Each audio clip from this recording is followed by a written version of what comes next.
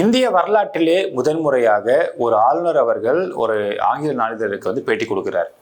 நான் ஒன்றும் தப்பு பண்ணலைங்க, நான் என்ன சொன்னேன், அவங்க எப்படி எடுத்துக்கிறாங்க பாருங்க அப்படின்னு இங்க உள்ள இன்டர்பிரிட்டேஷன், அதாவது மாத்தி பேசுவதை அவர் இங்க வெளிச்சம் போட்டு காட்டியிருக்காரு. இன்னொரு பக்கம் திமுகவுடைய வெளியிருந்து தரக்கூடிய ஆதரவை வச்சு அதிமுக ஆட்சி அமைக்க போகுதா அப்படிங்கிறது இப்போ வரைக்கும் ஒரு மணி நேரத்துக்கு முன்னாடி வரைக்கும் அந்த ஒரு விவாதம் போயிட்டு இருக்கு.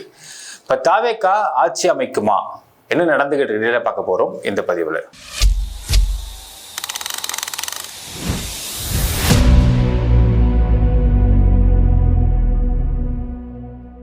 அன்பார்ந்த மக்களுக்கு வணக்கம். நான் உங்கள் கார்த்திக் பிள்ளை and welcome to the K TV.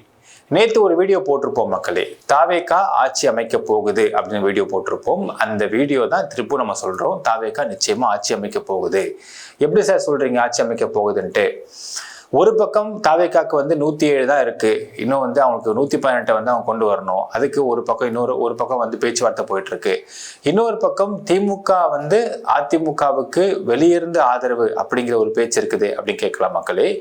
எல்லாத்தையுமே சோர்சஸ் கலெக்ட் பண்ணி நான் சொல்றேன் உங்களுக்கு. ஃபர்ஸ்ட் அண்ட் ஃபார்மோஸ்ட் திங் என்ன நடந்துச்சு அப்படின்னா, தாவேகா இருக்கக்கூடிய ஒரு சில பிரமுகர்கள், முக்கியமா பாண்டிச்சேரியை சார்ந்தவர்கள் என்ன பண்ணிருக்காங்கன்னா, இங்க தமிழ்நாடு சார்ந்தவங்க என்ன பண்ணிருக்காங்க, செங்கோட்டையனுடைய அவருடைய சப்போர்ட்டை வச்சுட்டு அதிமுகல ஒரு 15 பேரை இவங்க பக்கம் புல் பண்றதுக்கு பேச்சுவார்த்தை போயிருந்திருக்கு.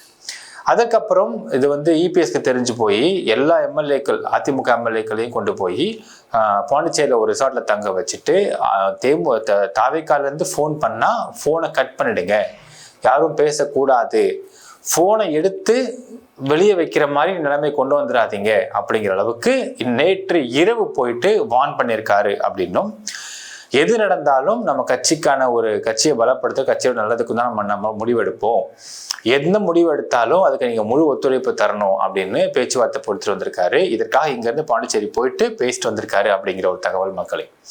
இன்னொரு பக்கம் நேத்தி திரு ஆனந்த் அவர்கள் தாவேகாவுடைய பொதுச்செயலாளர் என்ன சொல்லியிருக்காருன்னா, உங்க மாதிரி 10 கோடி ரூபா எடுத்து வைக்கிறேன்னு சொல்லுவாங்க, அதை பார்த்து நீங்க ஒன்றும் மயங்கிடக்கூடாது அப்படின்னு அடுத்த வார்த்தை. எதுக்கு இந்த வார்த்தைன்னு பார்த்தீங்கன்னா,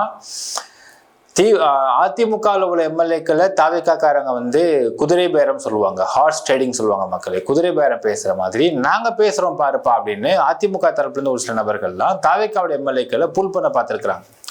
ஒரு எம்எல்ஏக்கு 10 கோடி அப்படிங்கிற விதம் பேசப்பட்டதாகவும், இது அங்க தெரிஞ்சு போய் நீங்க ஏன் பேசுனீங்க, அவன் திருப்பி நம்ம கிட்ட பேசுறாங்க, இவங்க எங்கேயாச்சும் போயிட போறாங்க அப்படின்னு சொல்லிட்டு தாவேகா தரப்புல என்ன பண்றாங்கன்னா, தாவேகா எம்எல்ஏக்கு எல்லாரையும் கூட்டு போயிட்டு ஈஸியால ஒரு ரிசார்ட் தங்க வச்சுக்கிட்டு யாரும் பேசக்கூடாது நீங்க அப்படின்னு சொல்றாங்க.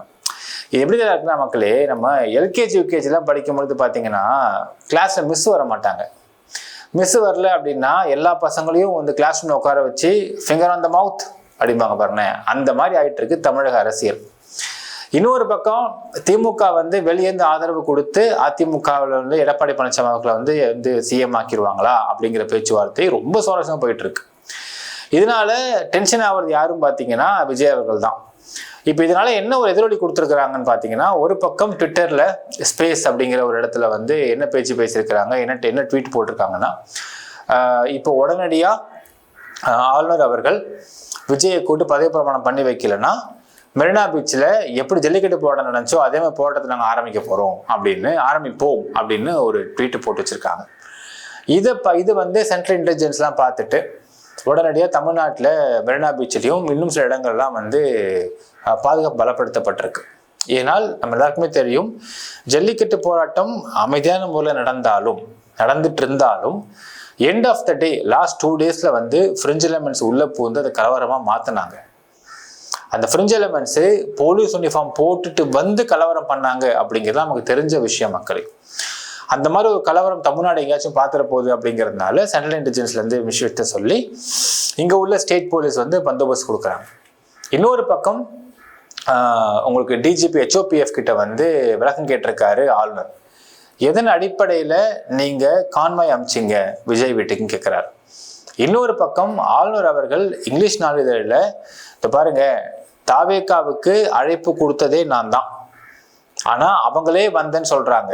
நீங்க இமெயில பாருங்க, நான் தான் அழைப்பே கொடுத்துருக்கேன். கொடுத்தா என்ன கேள்வி கேட்டேன் அவங்க கிட்ட, மெஜாரிட்டி இருக்கான்னு தான் கேட்டேன். ஆனா என்ன கேட்கல, அவங்க என்ன சொல்றாங்கன்னா 118 எம்எல்ஏவை காட்டுங்க அப்படின்னு ஆளுநர் கேட்கிறாருன்னு சொல்றாங்க. அந்த வார்த்தையை நான் பயன்படுத்தவே இல்லை. மெஜாரிட்டி இருக்கான்னு தான் நான் கேட்டேன். இல்லைன்னாங்க. அப்ப மெஜாரிட்டி எடுத்துட்டு வாங்க அப்படின்னு நான் சொன்னேன். இதை வேற மாதிரி வெளியே இன்டர்பிரட் பண்ணி பேசுறாங்க அப்படின்னு இந்தியாவில எனக்கு தெரிஞ்சு முதல் முறையா ஒரு ஆளுநர் ஒரு பேட்டி இப்படி கொடுக்குறாரு வெளியே வந்து அப்படிங்கிறதுலாம் புதுசா இருந்தது மக்களுக்கு. சரி, இன்னொரு பக்கம் இதை எதிர்த்து தாவேக்கா வந்து நாங்க இதுக்கு போக போறோம், கோர்ட்டுக்கு போக போறோம், சுப்ரீம் கோர்ட் போக போறோம் அப்படின்னாங்க. ஏன் சுப்ரீம் கோர்ட் போகல அப்படிங்கிறது இருக்க பாத்தீங்களா? அதை நான் அடுத்து சொல்றேன்.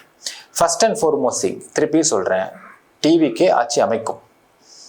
ஏன் நான் சொல்றேன் மக்களே, அதாவது என்ன கால்குலேஷன் இங்க டிஎம்கே இங்க ஃபார்ம் பேசுறாங்க அப்படின்னு பார்த்தா, அதிமுக தரப்புல இருந்து திமுக கிட்ட கேட்டது உண்மை அப்படின்னும், ஆனால் இதை நம்ம செஞ்சோம் அப்படின்னா ஆதரவு கொடுத்துடலாம். வெளியேந்து ஆதரவு கொடுத்தாங்க அப்படின்னா என்ன பண்ணுவாங்கன்னா, திமுகவுடைய ஆதரவின்படி, கூட்டணி கிடையாது, ஆதரவின்படி அதிமுக ஆட்சி அமைக்கும்பாங்க. எதிர்கட்சி யாரு? தாவேக்கா. இப்ப என்ன அடுத்தது சொல்லுவாங்கன்னா, இவங்க எல்லாரும் ரிசைன் பண்றேங்கிறாங்க. இப்ப ரிசைன் பண்ணாங்கன்னா 108 எம்எல்ஏ 107 எம்எல்ஏ விஜய் 2 இடத்துல போட்டு ஜெயிச்சிருக்கா இல்லையா, 107 எம்எல்ஏ ரெசிக்னேஷன் கொடுத்தாங்கன்னா ஆஸ் பர் த ரூல் படி 6 மாசத்துல பை எலெக்ஷன் வரும். இங்க 107 இடத்துல மட்டும் பை எலெக்ஷன் வரும். அந்த இடத்துல என்ன பண்ணுவாங்க இவங்கன்னா, இப்போ பாருங்க, இந்த மாதிரி நம்ம ஆட்சி அமைக்கிறதுக்கு நம்ம தான் வந்து மெஜாரிட்டியான கட்சி, நம்ம தான் அதிகப்படியான வந்து ஓட்டு வச்சிருக்கோம், நம்ம ஆட்சி அமைக்க விடாம திமுக சதி பண்ணிட்டாங்க அப்படின்னு இங்க உள்ள மக்கள்கிட்ட திசை திருப்பி சிம்பத்தைஸ் பண்ணி ஓட்டு கேட்பாங்க. இந்த ஒரு நரேட்டிவ்க்கு நம்ம இடம் கொடுக்கக்கூடாது. ஆட்சி அமைக்கட்டும், எதிர்கட்சியாகத்தான் திமுக இருக்கும் அப்படிங்கிறத திமுக ரொம்ப ஸ்ட்ராங்கா பதிவு பண்ணிட்டாங்க மக்களே. இன்னொரு பக்கம் திமுகவுடைய கூட்டணி கட்சியான இருந்த காங்கிரஸ் வந்து சொல்லாம கொள்ளாம வீட்டை காலி பண்ணிட்டு போயிட்டாங்க. இன்னொரு பக்கம் பரவாயில்ல, இந்த அளவுக்கு எத்திக்கலா நம்ம எவ்வளவு இடத்துல வந்து விசிக விமர்சிச்சிருக்கோம், அவங்க பண்ண தப்புக்கு தான் விமர்சிச்சிருக்கோம். ஆனால் ஒரு எத்திக்கல் ஃபேக்டரை யோசிச்சு, ஒரு கூட்டணியில் இத்தனை வருஷம் இருக்கிறோம், அங்கேருந்து வெளியே போறதுன்னா சொல்லிட்டு போகணும் அப்படிங்கிற எத்திக்கல் ஃபேக்டரை இன்னுமே ஃபாலோ பண்ற விசிக திருமாவளவன் அவர்களுக்கு நம்ம உண்மையிலே பாராட்டு தெரிவிக்க வேண்டியது இருக்கு. இந்த இடத்துல அவர் சிபிஐ சிபிஎம் 3 பேருமே எத்திக்கலா பேச்சுவார்த்தை நடத்துறாங்க. அவங்க தே waiting for the demand to keep. ஏன்னா நெருக்கடி அதிகமாகும் பொழுதுதான் டிமாண்ட்ஸ் இங்க அதிகப்படுத்த முடியும், இவங்க டிமாண்ட்ஸை முன்வைக்க முடியும். இன்னொரு பக்கம் இன்றைக்கு தாவேக்கா தரப்புல 2ஆம் கட்ட தலைவர்கள்லாம் வந்து சிபிஐ சிபிஎம் திருமாவளவன் 3 பேரும் வந்து ஒரு தொடர்பு கொண்டு ஆதரவு கேட்டிருக்காங்க அப்படின்னும், இப்போ ரீசன்ட் நியூஸ் பார்த்தீங்கன்னா இன்னைக்கு 5 மணிக்கு விசிகே தரப்புல இருந்து அவங்களுடைய மாவட்ட நிர்வாகிகள் கூடுறாங்க ஜூம் மீட்டிங்ல. ஜூம் மீட்டிங் கூடினதுக்கு பிறகு நாளைக்கு தான் தீர்ப்பு அறிவிக்கிறான், அவங்களுடைய முடிவு அறிவிக்கிறான். இன்னைக்கு ஈவினிங் சிபிஐ சிபிஎம் 2 பேரும் அதே மாதிரி அவங்களோட மீட்டிங்ஸை போட்டுட்டு நாளைக்கு தான் முடிவு அறிவிக்கிறாங்கன்றாங்க. அப்போ நாளைக்குன்னா சனிக்கிழமை ஆயிடுச்சு. அதிகபட்சம் நம்ம நேற்று சொன்ன மாதிரி தான் மண்டே டியூஸ்டே ஆயிடும் அவங்க வந்து பதவி ஏற்கிறதுக்கு தாவேக்கா. இந்த தாவேக்கா விசிகா மற்றும் சிபிஐ சிபிஎம் 3மே ஆதரவு கண்டிப்பாக கொடுக்கும். எதிர்கட்சியாக திமுக உட்காரும். இப்போ இதை எதிர்த்து இவங்க சுப்ரீம் கோர்ட் போறேன்னு சொன்னாங்க பாத்தீங்களா, இந்த சுப்ரீம் கோர்ட்டு போனா என்ன நடக்கும் அப்படிங்கிறத நாங்கள் புட்டு வச்சிடுறேன். சுப்ரீம் கோர்ட் போனால் தாவேக்காவுக்கு பின்னடைவு தான். எது அடிப்படையில் போறேங்கிறாங்க இவங்க அப்படின்னு பார்த்தா ஒரு 3 கேஸ் நாங்கள் கோட் பண்ற மக்களே. ஃபர்ஸ்ட் கேஸ் எஸ்ஆர் பொம்மை கேஸ்ன்பாங்க. அந்த கேஸ்ல என்ன சொல்லப்பட்டுச்சுன்னா, பெரும்பான்மை இருக்கிறதா இல்லையா என்பதை அசம்பிளி ஃப்ளோர் தான் நிரூபிக்க வேண்டும். இதான் வந்து தீர்ப்புடைய சாராம்சம். இன்னொரு கேஸ் ராமேஸ்வர் பிரசாத் கேஸ். அது என்ன சொல்லுதுன்னா, அரசியல் யூகத்தின் அடிப்படையில் கவர்னர் முடிவெடுக்க கூடாது. சரி, மெஜாரிட்டி நிரூபிக்க வாய்ப்பு தர வேண்டும். ஓகே. அடுத்தது சிவசேனா மகாராஷ்டிரா கவர்மெண்ட் ஃபார்மேஷன் கேஸ்ல ஒரு கேஸ். அதுல என்ன சொல்றாங்கன்னா, உடனடியாக ஃப்ளோர் டெஸ்ட் நடத்த உத்தரவிட்டது. அடுத்தது கவர்னர் நடவடிக்கை நீதிமன்ற பரிசோதனைக்கு உட்பட்டது அப்படின்றாங்க. இப்ப இந்த 3 கேஸ்ல வந்து தீர்ப்பையும் எடுத்து பார்க்கலாம். இப்போ இவங்க தரப்புல தாவேக்கா தரப்புல இருந்து அவங்க உயர்மட்ட குழுல பேசுறாங்க, லீகல் அட்வைசர்கிட்ட பேசுறாங்க அப்படிங்கிறாங்க பாருங்க. இவங்க என்னதான் பேசி இந்த வழக்கை சுப்ரீம் கோர்ட்டு கொண்டு போனாலும், இதனை அவசர வழக்காகவே விசாரித்தாலும் இது கவர்னர் பக்கம்தான் சாதகமாக இருக்கும். ஏன் நான் சொல்றேன், கவர்னர் இன்னைக்கு பேட்டி கொடுத்திருக்காரு, ரொம்ப தெளிவா சொல்றாரு. என்ன சொல்றாருன்னா, 118 எம்எல்ஏவை நான் காட்டுன்னு சொல்லல. அடுத்தது நான் பார்க்கணும்னு நான் சொல்லல.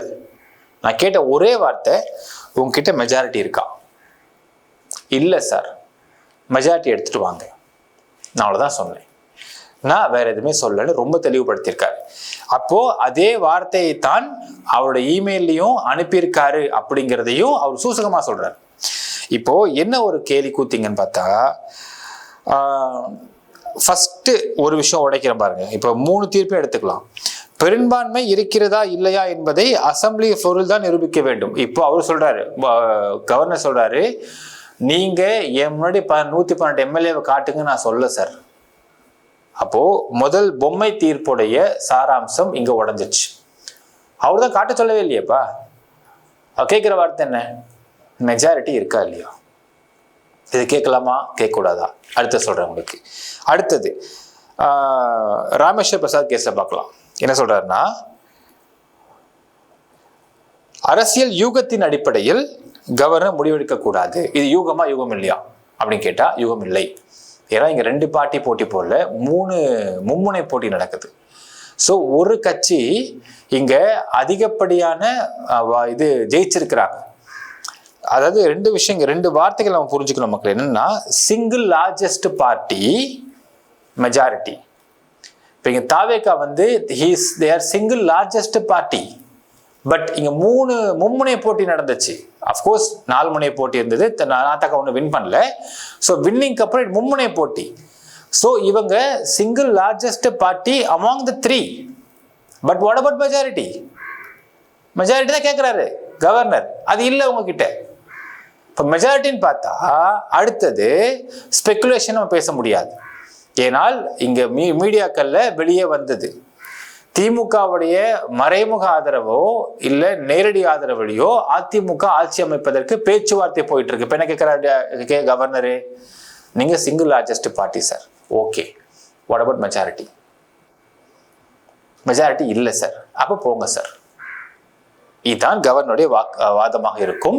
அண்ட் இன்னொன்று அடுத்த சொல்றேன் உங்களுக்கு, சிவசேனாவுடைய மகாராஷ்டிரா ஃபார்மேஷன் கேஸ்லையும் சரி, ராமேஸ்வர் பிரசாத் கேஸ்லையும் சரி, சொன்ன முதல் வார்த்தை கவர்னர் யூகத்தின் அடிப்படையில் முடிவெடுக்க கூடாது. அதை இங்க எடுக்கல, யூகமே இல்லை, இது 3 முனை போட்டி. மற்ற 2 கட்சியும் ரொம்ப அதிகமா கூட்டினா அதிகமா தான் இருக்கிறாங்க. அண்ட் அவங்க அலையன்ஸ் ஃபார்ம் பண்றதுக்கு பேச்சுவார்த்தை போயிட்டு இருக்குன்னு நம்ம வந்து இன்ஃபர்மேஷன் கிடைச்சது. ஸோ நான் மெஜாரிட்டிக்கான்னு கேட்டேன், இல்லைன்னாங்க. ஸோ நான் சொல்றேன் அப்படின்னு தெளிவாக போய் சொல்வார். அடுத்தது, கவர்னர் நடவடிக்கை நீதிமன்ற பரிசோதனைக்கு உட்பட்டது. ஆமா, நீங்க கோர்ட்டுக்கு போவேன்னு நான் சொல்லலையே, போங்க, நான் தப்பா எதுவும் பண்ணலையே. கான்ஸ்டிடியூஷனல் ரைட்ஸ் படி இப்போ 2 விஷயம் சொல்றாங்க. என்னன்னா, கவர்னர் யாரிடம் மெஜாரிட்டி இருக்கிறது என்பதனை கேட்கலாம், அது முக்கியம். சிங்கிள் லார்ஜஸ்ட் பார்ட்டியை கூப்பிட்டு பதவி பிரமாணம் பண்ணி வைக்க கூடாது அப்படின்னு சட்டம் இருக்கு. ஸோ இங்க நீங்க இவங்க கோர்ட்டுக்கு போனாலும் தாவேக்கா ஜெயிக்க முடியாது அப்படின்றது ரொம்ப தெளிவா இருக்கு மக்களே. அதான் கோர்ட்டுக்கு போக மாட்டேங்கிறாங்க. சிங்கிள் லார்ஜஸ்ட் பார்ட்டி வேற, மெஜாரிட்டி வேற. சிங்கிள் லார்ஜஸ்ட் பார்ட்டி அப்படின்னா அடுத்த ஒரு கேள்வி கேட்கலாம், சார் மெஜாரிட்டி நாங்கள் ஃப்ளோர்ல ப்ரூவ் பண்ணிக்கிறோமே. நீங்க ஃப்ளோர்ல ப்ரூவ் பண்ணிக்குவாங்க, பிரச்சனை இல்லை. நான் இங்க சிங்கிள் லார்ஜஸ்ட் பார்ட்டி கூட்டினா பேச முடியாது, நான் மெஜாரிட்டி கூப்பிட்டு தான் பேச முடியும். இங்க மெஜாரிட்டி நீங்க இருக்குன்னு சொல்றீங்க, நாங்க இது பண்ணி வச்சிருன்றாரு. எங்கிட்ட காட்டலாம் வேண்டாம், இருக்குன்னு ரிட்டனா கொடுத்துருங்க, நான் பண்ணி வச்சிருந்தேன். ஸோ இங்க இவங்க கோர்ட்டுக்கே போனாலும் இந்த கேஸ் ஜெயிப்பது என்பது தாவேக்காவுக்கு கடினம் தான் மக்களே, அது இவங்களுக்கு தெரியும். அதான் கோர்ட்டுக்கு போகாம இருக்கிறாங்க. ஏன்னா அவசர வழக்கா ஒரே ஆளெல்லாம் நீதிமன்றம் விசாரிச்ச கதையெல்லாம் இருக்குது. திரு கருணாநிதி அவங்க இறந்து போயிட்டாரு. இதை எதிர்த்து டிராஃபிக் ராமசாமி அவர்கள் வந்து எந்த தலைவர் இறந்தாலும் மெரினா பீச்சை புதைக்கூடாது அப்படின்னு ஒரு கேஸ் கொடுத்திருந்தாங்க. அந்த கேஸை விசாரித்தது நீதிமன்றம், உயர்நீதிமன்றம், சென்னை உயர்நீதிமன்றம் விசாரித்த டைம் எப்போ தெரியுங்களா? நைட்டு 12:30 மணிக்கு விசாரிக்கிறாங்க. ஸோ அவசர வழக்குகள்லாம் விசாரிக்க மாட்டாங்கன்றதுலாம் சும்மா கதை, விசாரிப்பாங்க. இது நேரம்னா இது கடத்தாது. பிகாஸ் எல்லாருக்குமே தெரியும் இந்த வழக்கு நீங்கள் நேரம் கடத்தினா கவர்மெண்ட் ஃபார்மேஷன் சிக்கல் வரும் தெரியும். ஸோ உடனே பண்ணிடுவாங்க. அதெல்லாம் எந்த ஒரு மாற்றமும் கிடையாது. ஸ்ட்ரிக்டா ஒரு வார்த்தை சொல்றாரு கவர்னர் அவர்கள், குதிரை பேரம் நடப்பதை நான் விரும்பவில்லை.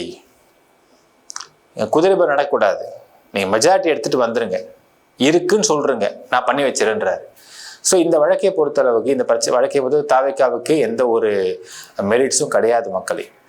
இப்போ அடுத்த கேள்வி, இங்க திமுக தாவேக்கா ஆட்சி அமைப்பதற்கு இடையூறு செய்யுமா அப்படின்னால் அவங்க தெளிவாக ஸ்டேட்மெண்ட் கொடுத்துட்டாங்க. இடையூறு நாங்கள் செய்ய மாட்டோம், எதிர்கட்சியாக தான் இருப்போம், வேடிக்கை பார்ப்போம், நீங்கள் பண்ணுற கூத்தை விமர்சனம் செய்வோம், பண்ணுற கூத்தை சிரிச்சுனே பார்க்க போகிறோம் அப்படின்றத அவங்க தெளிவாக சொல்லிட்டாங்க. ஸோ அதுலேயும் நோ டவுட். இப்போ என்னன்னால் விசிகா மற்றும் 2 கம்யூனிஸ்ட் கட்சிகள் ரெண்டுமே நாளை தான் அதில் முடிவை சொல்கிறாங்க. சொன்னால் திங்கட்கிழமைக்கு அநேகமாக பதவி ஏற்பதற்கான வாய்ப்பு இருக்குது தாவேக்காவுக்கு. இப்போ என்ன கூத்து பாருங்க, இங்கே திரும்ப நான் சொல்கிறேன் மக்களே, மாற்றம் வேண்டும், ரைட், மாற்று அரசியல் வேண்டும், ரைட்டோ ரைட். இங்கே இவ்வளோ சட்ட சிக்கல் இருக்குது, சட்ட பிரச்சனைகள் இருக்குது. இது எதுவுமே தெரிஞ்சுக்காத, இது எதுவுமே தெரியாத தாவேக்காவுக்கு ஓட்டு போட்டவர்கள், இல்லை தாவேக்கா ஆதரவாளர்கள், இல்லை தாவேக்காவுடைய உறுப்பினர்கள் எல்லாரும் என்ன பேசிக்கிறாங்கன்னா, நான் மெரினா பீச்சுக்கு போக போகிறோம், போராட்டம் பண்ண போகிறோம், உடனடியாக இங்கே அவரை சிஎம்மாக பதவி பிரமாணம் பண்ணி வைக்கணும் அப்படின்னு கேட்குறாங்க. இதைத்தான் நம்ம சொல்கிறோம். ஒரு முதிர்ச்சியான ஒரு கும்பலா இது, மெச்சோர்டு கும்பலா இது அப்படின்னு கேட்டால் இல்லை, ஒரு இம்மெச்சோர்டு கும்பல்.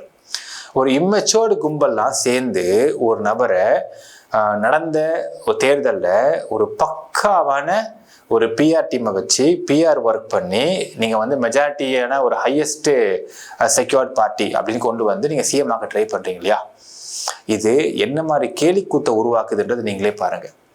ஒரு போராட்டம் நடந்தால் அந்த போராட்டத்தில் மைலேஜ் தேடுறதுக்கு தான் இந்த கட்சி உறுப்பினர்களும் இல்லை விஜயும் பார்க்குறாரே தவிர, யோசிச்சு பாருங்க மக்களே, மெரினா பீச்சில் நாங்கள் போராட்டம் பண்ண போகிறோம் அறிவிக்கிறாங்க.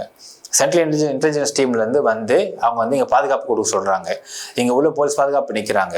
ஒரே ஒரு அறிக்கை விஜய் விட்டாரா?